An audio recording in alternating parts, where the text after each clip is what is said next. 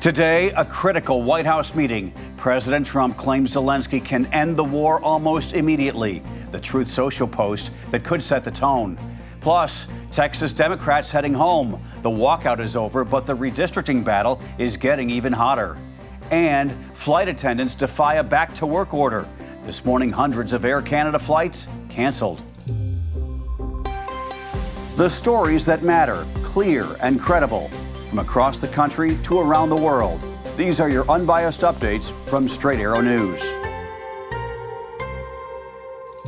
Good morning, I'm Craig DeGrelli. We begin this morning with a critical meeting in Washington, just hours away.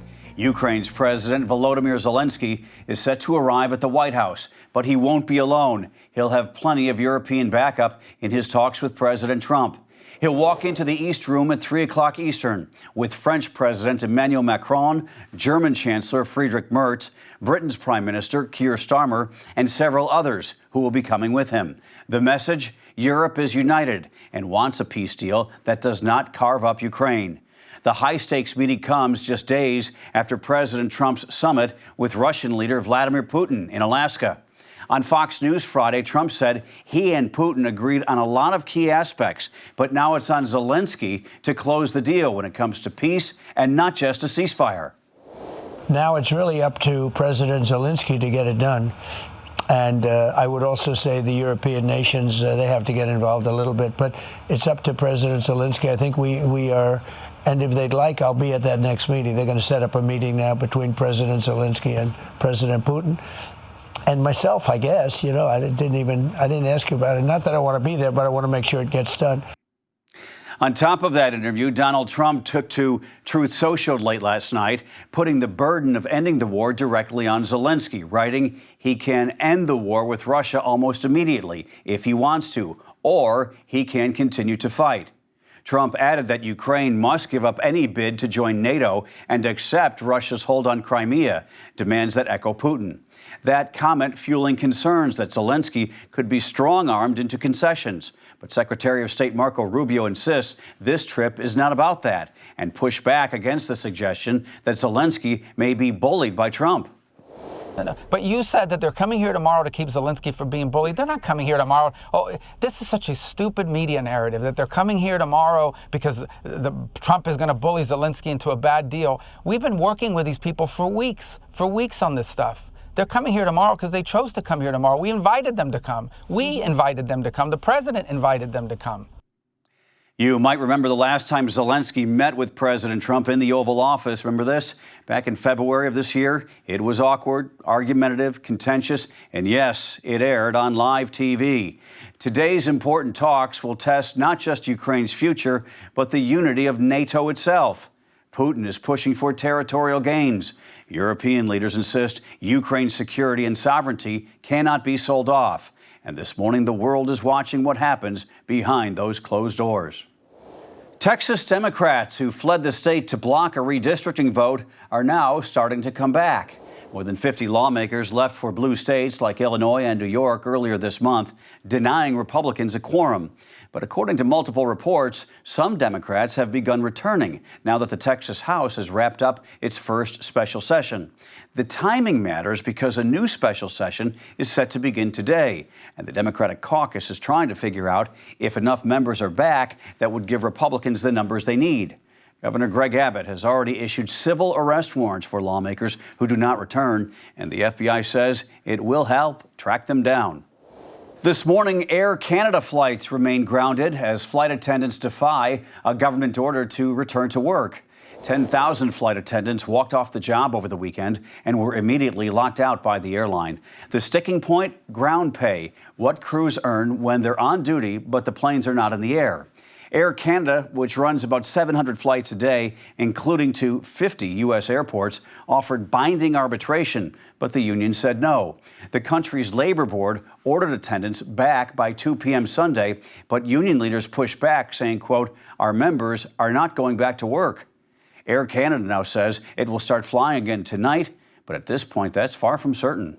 The State Department is freezing all visitor visas for people from Gaza, even children seeking life-saving medical treatment.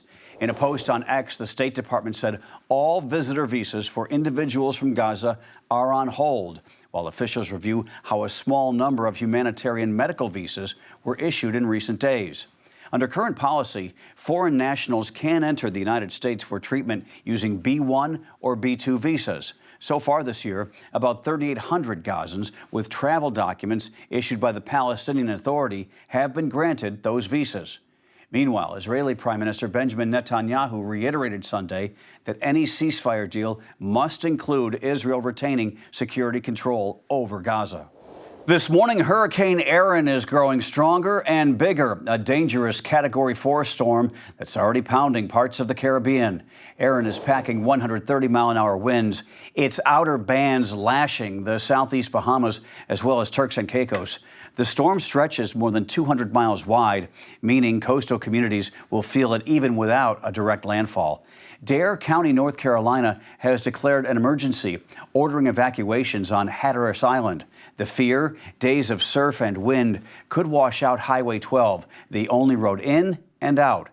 Erin already cut power to nearly 150,000 customers in Puerto Rico and forced the cancellation of dozens of flights over the weekend.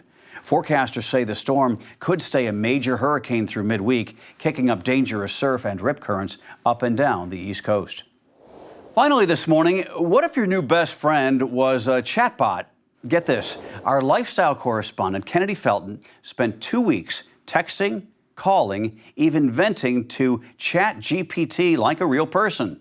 Why? Because more and more people are actually doing just that. While the AI turned out to be surprisingly supportive and sometimes even entertaining, it did not always nail the human touch, if you will, like being seemingly unaware on all of the drama on Kennedy's favorite reality show.